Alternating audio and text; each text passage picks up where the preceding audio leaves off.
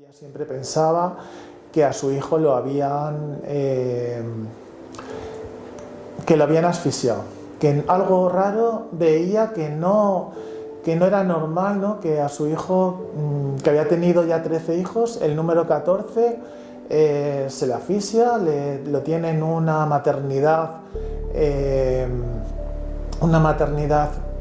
pública, digamos que es privada, subvencionada o pública, que era la casa de la madre, que estaba en la calle Goya número 120, y nosotros siempre recordábamos a mi hermano, mi madre siempre le recordaba y siempre decía: la P monja me durmió. Entonces nunca le dieron una respuesta a qué es lo que había pasado. Bueno, pues yo, mi nombre es Ángel Casero Hernández. Quiero contar un poco, ¿no?, cómo llevo el tema de la memoria histórica. Yo cuando era pequeño, mi madre nos contaba cosas sobre la guerra civil.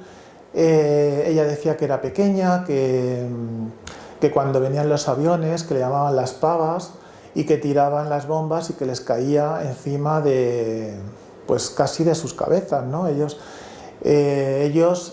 eran ajenos a cualquier conflicto. Ya le digo que vamos, que eran con 12 años, 14 años, pues ellos no saben qué es lo que pasa allí. Hay una guerra, incluso en la casa de una vecina cayó lo que es un obús, que le llaman obús,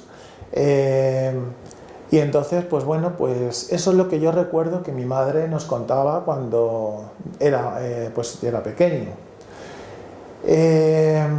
Con el tiempo, pues eso lo ibas recordando, ¿no?, porque era un hecho que le pasaba a mi madre. Luego también tenía un abuelo que era muy católico, que les hacía rezar en la comida. Era muy religioso, pero mi madre pues hacía lo que, claro, tenía 12 años y hacía lo que eso. También recuerdo que nosotros inconscientemente celebrábamos el 18 de julio. El 18 de julio todos sabemos que fue cuando el levantamiento civil, pero era como una norma el celebrarlo, el que tú te ibas de vacaciones, el que tú te ibas ese día, te ibas de gira, te ibas al campo, al río, y entonces era un día de celebración. Pero eso era en la máxima ignorancia de todas las personas, que nosotros lo hacíamos, pero no sabíamos por qué se hacía. Solamente íbamos el 18 de julio, venía la paga del 18 de julio también, todo era muy completo, pues para que pensáramos que era algo muy normal, ¿no?, que la gente era yo era pequeño, pues tendría 8 o 10 años, yo ni me acuerdo, pero me acuerdo perfectamente que el 18 de julio se festejaba en mi casa. Luego, ya con el tiempo, es verdad que mi madre siempre nos contaba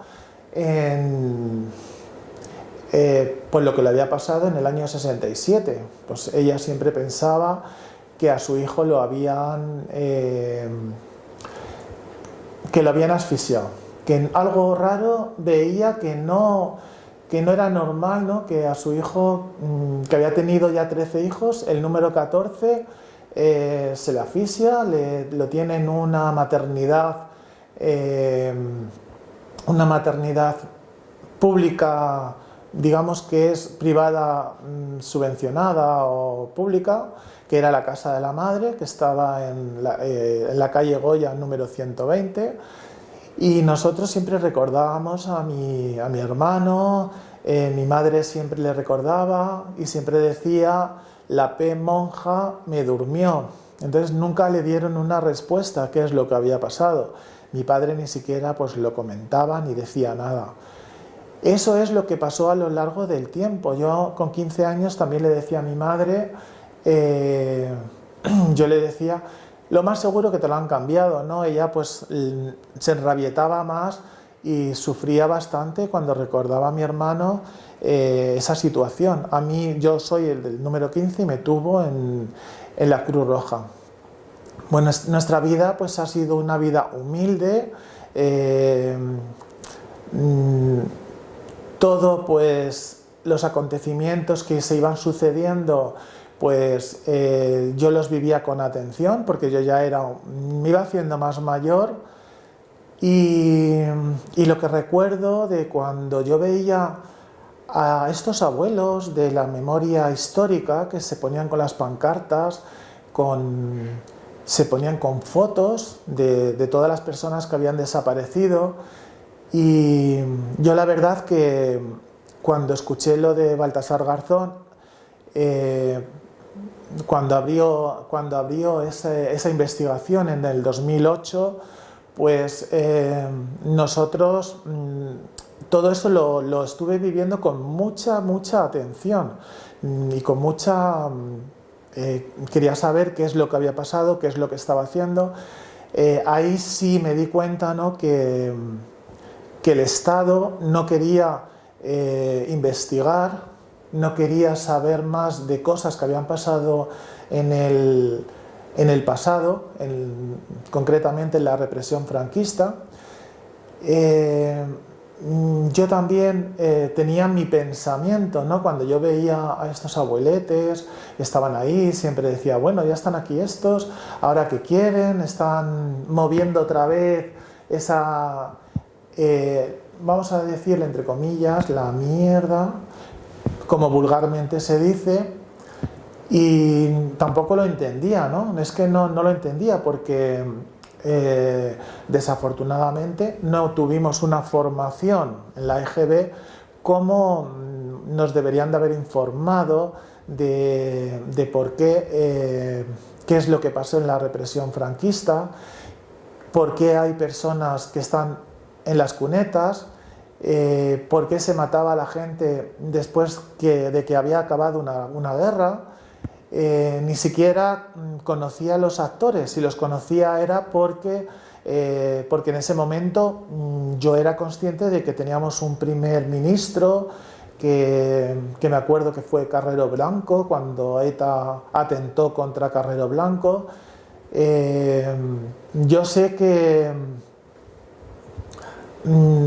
todo esto era como, no era como algo extraño para mí, ¿no? Estar viendo todo esto, yo decía, ¿por qué ETA sigue todavía matando cuando ya no hay una represión, no hay todavía no hay nada? Y luego, ¿por qué no se les hacía caso a estas personas, ¿no? De que, oye, han matado a un familiar, vamos a recuperarlo. ¿Por qué se les mataba a estas personas? Yo, ya más maduro, ¿no? Pues ya en el año 2010, pues en el año 2010, cuando vi un reportaje sobre los niños robados en Antena 3 a las 12 de la noche, pues me quedé un poco asombrado de que eso pudiera haber pasado. Yo estaba un poco como en shock porque estaba viendo la misma historia que mi madre había pasado.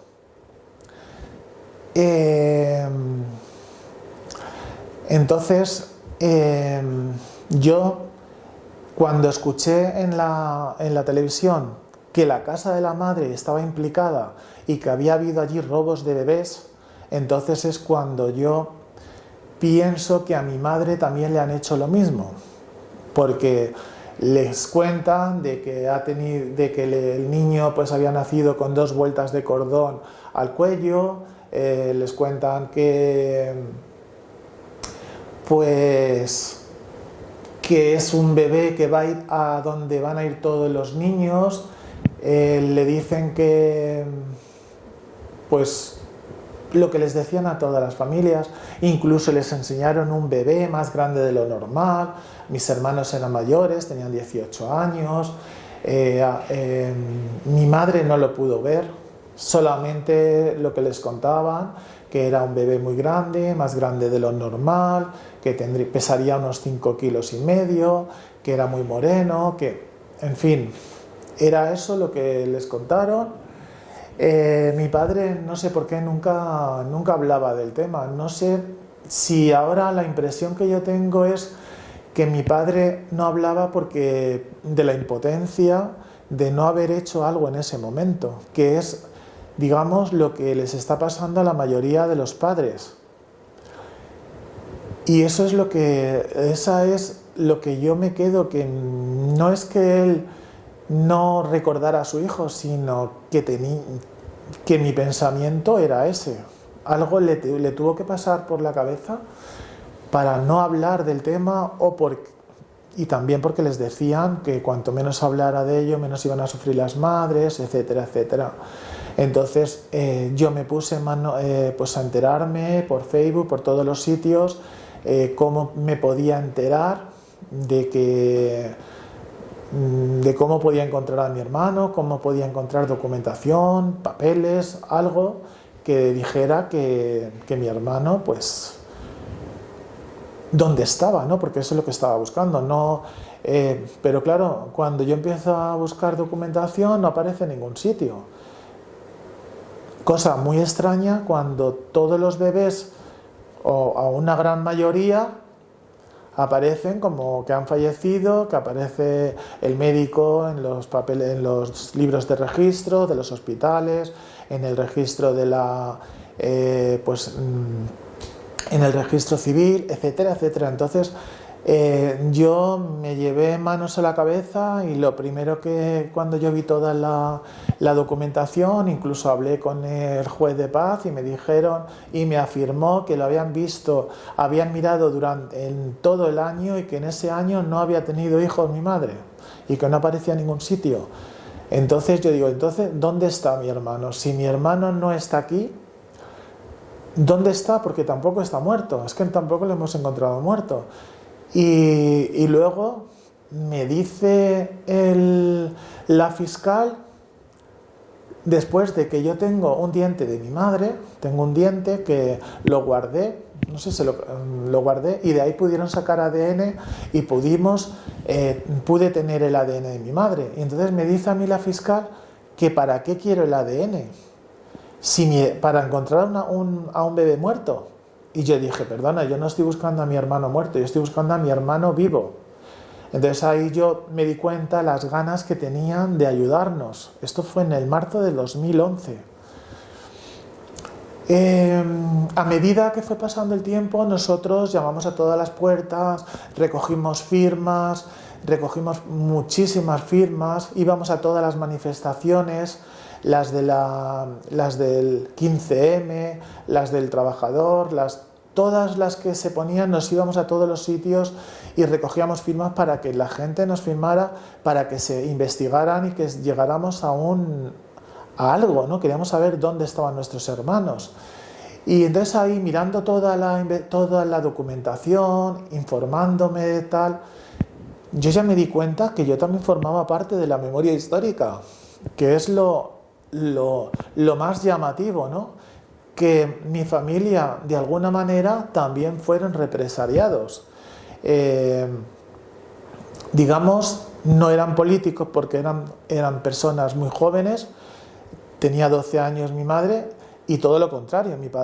Mi abuelo era muy católico. Es que mi abuelo era católico. No se puede decir que fuéramos una familia que estuviera, digámoslo, por decir algo, en contra del régimen, es que no sé cómo decirlo, pero era una familia que vivía y que se amoldaba a la situación. Eso sí, que éramos humildes, que éramos una familia humilde y muy vulnerables. No tenían, siempre iban a la beneficencia, incluso cuando mi madre iba a Cáritas y pedía algo para que éramos 14 hermanos, en vez de darnos 2 mantas, le daban una manta. Y resulta que a otras señoras que tenían 3 hijos le daban 2 mantas.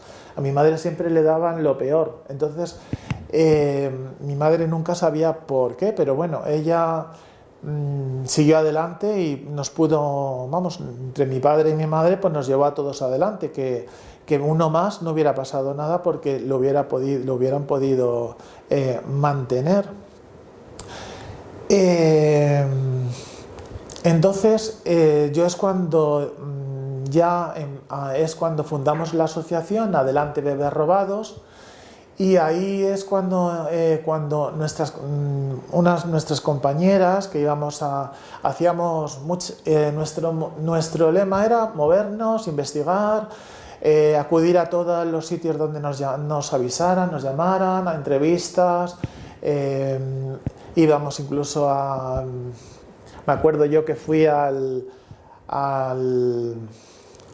cementerio de la Almudena, que me fui con una fotógrafa allí a hacer fotos, y resulta que me quedé encerrado, nos quedamos encerrados allí en el cementerio. Y yo le decía, vamos corriendo, que madre mía, a ver qué hacemos ahora para salir del cementerio. Bueno, ella era más delgadita y ella lo tenía un poquito más fácil, pero yo, espérate tú. Menos mal que en la puerta estaba todavía el vigilante, porque si no, bueno, teníamos que haber llamado a la policía para que nos hubieran sacado de allí. Claro, y es que íbamos buscando la tumba de la monja esta que decía de la Sor María. Cuando decían que se había muerto, pues estábamos buscando las tumbas y al final allí decían que no estaba, pero estuvimos buscando la tumba de la Sor María, pero vamos, que nos quedamos encerrados. Entonces son anécdotas que, bueno, y perseguirnos porque parecía como que estábamos cometiendo un delito, ¿no? Si nos estaban grabando en el cementerio, venían ya todos los vigilantes y nos echaban, o en el registro, en el archivo regional también. Como veníamos de una asociación, no nos dejaban grabar dentro y nos decían que no se podían hacer fotos, cuando allí, por ejemplo, un investigador va, se hace fotos, etcétera, etcétera. Y a nosotros era como que nos tenían un poco de respeto, porque esta lucha, digamos que estaba, todo esto de los bebés robados estaba lleno de incógnitas y de mucha falsedad de documentos y de mucho ocultamiento por parte de los políticos que nos tenían miedo. En cuanto aparecíamos por la puerta, pues es que era algo, bueno, nos decían que nos fuéramos a la biblioteca a grabar. Digo, no sé, estamos en un archivo que no se ve nada, que solamente hay unas mesas y los libros están dentro, que ni siquiera teníamos libros. Estábamos hablando del archivo regional porque es donde está nuestra documentación. Y luego, pues, la verdad que ya nos empezamos a involucrar con toda la gente de la memoria histórica, concretamente con la plataforma. Es una plataforma de memoria histórica que me acuerdo yo justamente en el 2012, que íbamos con Julián, que íbamos con un montón de gente de varias asociaciones, que en la calle Montera nos reuníamos, nosotros como representantes de bebés robados.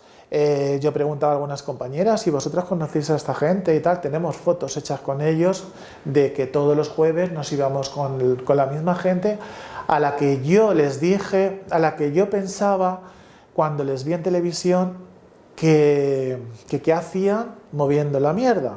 Pues luego yo me unía a ellos, todos los jueves estábamos con ellos. Yo empecé ya a entender un poco cuál era su lucha, por qué estaban buscando a sus familiares, porque había habido muchas injusticias durante la represión franquista, había habido condenas falsas, había habido de todo. Y entonces ahí fue cuando empecé a conocer a la gente de la esta. Bueno, yo también me llevo un recuerdo de ellos, que no sé por qué ponían la bandera de la República, porque yo tampoco había nacido pues en una monarquía parlamentaria, y bueno, ibas conociendo un poco qué significado tiene, quién le pone al rey en este sitio, qué es lo que pasó. Bueno, ahí vas conociendo un poco la historia. y vas conociendo las historias de todas estas personas mayores que se reúnen en Sol todos los jueves. Y bueno, la verdad que una vez sí tuve como un encontronazo, ¿no?, con una persona, porque yo sí soy católico, bueno, católico no soy, pero sí soy creyente. Y entonces al verme la cruz, me dijo un señor, uno de los que estaban dentro, que él, con una persona que tuviera una cruz en el pecho, que no, así me lo hizo, que no iba a hablar, que no confiaba. Entonces yo dije que sí, no iba a confiar en mí, que yo me marchaba y que se iba a quedar una compañera en mi lugar, que era la presidenta, yo era el secretario de la asociación. Y entonces yo a partir de ahí empezamos a separarnos un poco, porque no veíamos, bueno, la gente salió en defensa, oye, si tengo una virgen, si tengo tal, ¿por qué no puedo estar aquí? Yo me llevé un poco una desilusión, ¿no? Pero aunque todavía tenemos contacto con ellos, y la verdad que yo les entiendo perfectamente, porque ellos te muestran en Sol dónde les encarcelaba, que estaba en el sótano de la casa del Real Reloj. Y entonces vas conociendo un poco todo esto, vas conociendo un poco la memoria histórica, vas conociendo un poco a todas esas personas, los problemas, y yo creo que es interesante, ¿no?, que toda la juventud conozca de primera mano estos problemas. Y lo que no veo lógico es que por parte de un sector de la extrema derecha quiera manipular la historia. Es que no lo entiendo, que quiera manipular la historia. Es que no se puede manipular lo que ha pasado. Entonces, es de recibo que las instituciones y que quien lo tenga que hacer hablen de la verdadera historia de nuestro país. Y luego también vas conociendo mucha gente. Conocí a Jaime Ruiz, cuando se creó la plataforma de la Comisión por la Verdad, donde hay también muchas asociaciones memorialistas. Yo la verdad que me fui involucrando en todas las luchas, en todas las reuniones que pude ir, era muy importante porque yo podía aportar mis ideas o mis opiniones. Y luego aparte también yo escuchaba a la gente, lo que yo no puedo entender todavía, como personas mayores que quieren enterrar a su padre en un nicho familiar o en un sitio decente, que todavía se les ponga tantas trabas. Estamos hablando de todas las guerras, como la guerra de los Balcanes, donde yo también estuve. Bueno, yo no estuve en la guerra de los Balcanes, pero sí estuve ayudando a la gente a todos esos niños, ¿no?, ayuda humanitaria. Y aquí también me acuerdo que mataron a 9.000 hombres en un túnel. Y ahí pues se hizo justicia, ¿no?, porque resulta que todos esos asesinos han sido judicializados por la Corte Internacional. Para mí pues fue una satisfacción poder ayudar a poner un poco, ¿no?, de cariño, un poco de amistad, de comprensión a estos niños que venían todos los veranos, se venían 2 o 3 meses a cambiar un poco el campo de refugiados que había en Srebrenica o en Mostar, y entonces los traíamos aquí. Era muy bonito porque tenías que aprender un poquito el bosnio. Yo lo que más me acuerdo era que decía "nema problema", es decir, no hay problema, porque me acuerdo cuando un chico vino de allí para la excursión, venía con una superotitis, que se tiró casi 15 días en el hospital. Entonces tuvimos que estar día y noche, bueno, noche no, pero día con él todos los días, para animarle y para que el chaval se sintiera cómodo y a gusto con nosotros. Teníamos que poner nuestras cartillas de la Seguridad Social para que ellos tuvieran la sanidad pública, que si les pasaba algo, pues tenían derecho a esa sanidad. La asociación se llamaba Paz Ahora. Paz Ahora siempre luchaba en favor de todas esas víctimas que fueron de la guerra, y en este caso pues ha sido en Bosnia, ha sido también en Afganistán, también hasta en Palestina.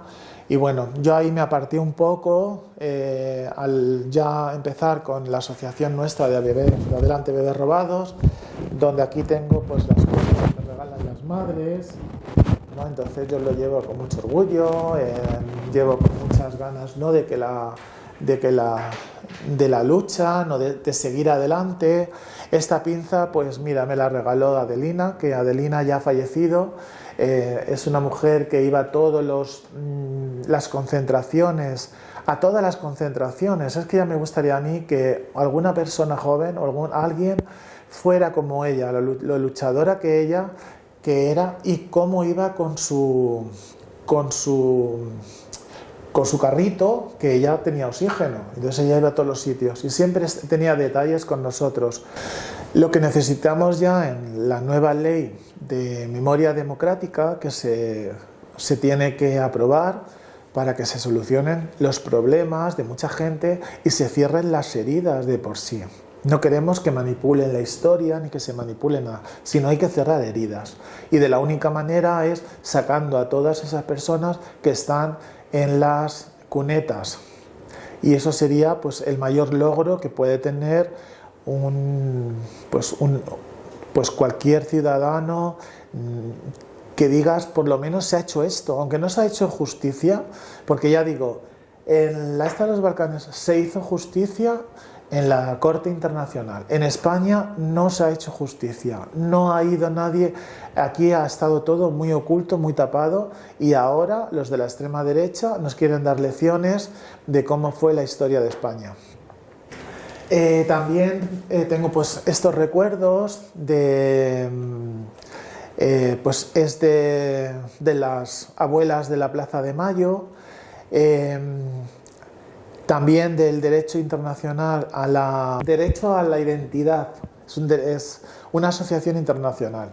Es decir, estas personas salieron de Argentina y hay varias asociaciones que están en distintos países de la Unión Europea. Entonces, ellas están buscando a los nietos. Lo que hacen es, cuando tienen ya alguien que pudiera ser, ellas están repartiendo estas octavillas, porque muchos jóvenes salieron de Argentina cuando el Corralillo, y entonces tienen una ayuda de la Unión Europea para hacer las pruebas de ADN en tercera generación para los abuelos y abuelas y nietos. Nosotros no tenemos nada, ninguna ayuda, pero ellos sí la tienen. A mí me regalaron la pañoleta esta, que es de las abuelas. Está hecho con una tela con la cual se le cubría a los bebés cuando les ponían los pañales que eran de trapo. Y entonces esto es lo que a mí me contaron Lila. Y bueno, ahora pues estoy un poco metido en ello, en todo esto de la memoria democrática, histórica. Luego también pues me apunté a Recortes Cero. Recortes Cero es una plataforma, es un movimiento político, cultural y social, que es la parte donde estamos nosotros. No es un partido político, sino es un movimiento donde hay muchas asociaciones, hay partidos políticos minoritarios de todas las de todos, de la derecha, de la izquierda, de todas, y lo único que eso es para ver si desde aquí puedo pues seguir adelante, conseguir nuestras metas, que es por lo menos que se haga la ley y que sigamos luchando para que sepamos la verdad. Y lo que me da lástima, ¿no?, que desde las instituciones, como por ejemplo el Instituto de Toxicología y Ciencias Forenses, me da lástima que desde ese medio, desde esa institución, pues nos quieran acallar con porcentajes o supuestos porcentajes positivos o negativos, y que deberían de ayudarnos más, porque nosotros, la verdad, aquí no estamos para vengarnos, ¿no? Porque una vez hubo un señor de un laboratorio que nos dijo que si nosotros nos veníamos para vengarnos, porque cuando nosotros queríamos saber si era nuestro familiar, queríamos saber más detalles, ¿no? Porque si tú tienes derecho a denunciar a esa persona, nosotros perfectamente podemos denunciar por la justicia. Lo que no podemos es callarnos porque piensen o porque digan otras personas que nosotros queremos venganza. Nunca jamás, nosotros no queremos venganza, no queremos dinero, queremos justicia. Lo primero, queremos que se haga justicia, y es lo único que estamos pidiendo, no pedimos más. La lucha es muy difícil porque los políticos parece que lo pueden hacer todo, pero a veces no se puede hacer todo. Nosotros estamos perdiendo mucho tiempo, y las madres están muriendo. Las madres, como he dicho yo, Adelina ha fallecido ya hace 2 años, y la pobre pues no va a poder, por lo menos, conocer a su hijo, que ella tenía muchas ganas de conocer a su hijo. Mi madre pues falleció en el 2009 o 2007, y la verdad que del tema de los bebés robados no se llegó a enterar, pero yo, después de todo el sufrimiento que están teniendo todas las madres, y que tienes que animarlas a que sigan viviendo, animarlas a que la vida hay que continuar, aunque no dejar de luchar, y te da pena, ¿no?, de esa impotencia, de no poder seguir haciendo cosas, de poder seguir haciendo más por estas personas que se están muriendo y que lo están necesitando.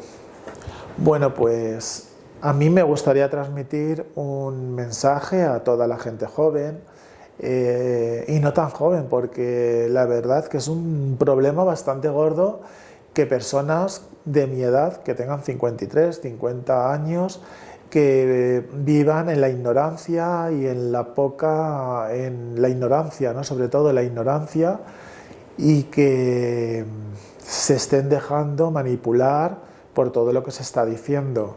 Entonces, a mí me da lástima, ¿no?, que mucha gente joven que no ha vivido la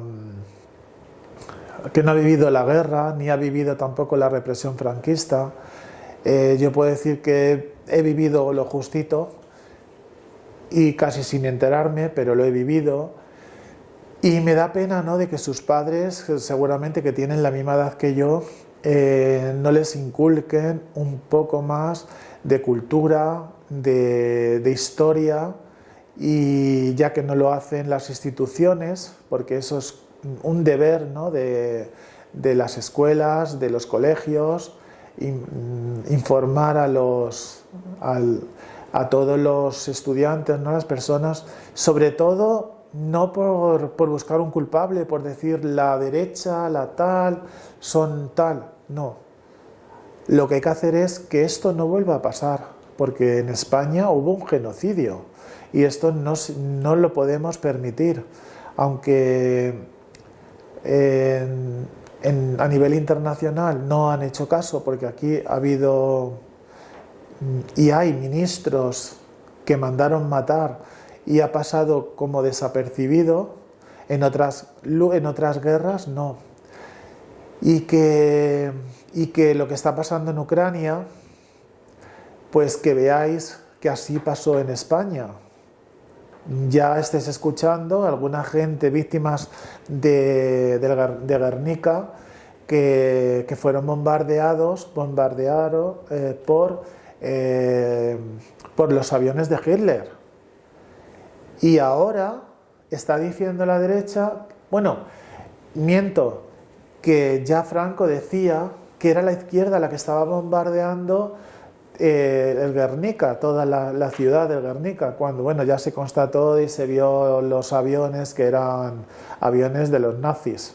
Entonces no puede haber más, es que realmente la izquierda en esos momentos no podía tener aviones, aunque fueran los que estaban en la República, pero la República no era de izquierdas ni de derechas, la República era de todos. Lo que pasa que hubo gente de derechas que se unieron para abolir el régimen que había, nada más.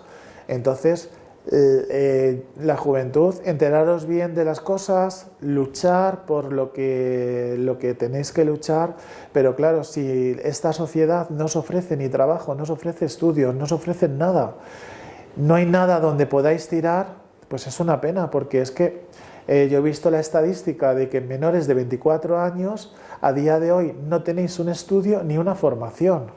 Es una pena que a día de hoy, en el siglo XXI, sigamos en la analfabetización de la gente joven, como ocurrió con nuestros abuelos y bisabuelos. Había una analfabetización y lo que hacían pues es manipular a las masas en contra de otras minorías, como está ocurriendo ahora. Manipulación contra minorías, la migración, la gente de la LGTBI, las mujeres, etcétera, etcétera. Entonces, la gente más vulnerable, los que estáis en exclusión social, esto es lo que ellos quieren, que sigáis en ese sector y no os movilizáis.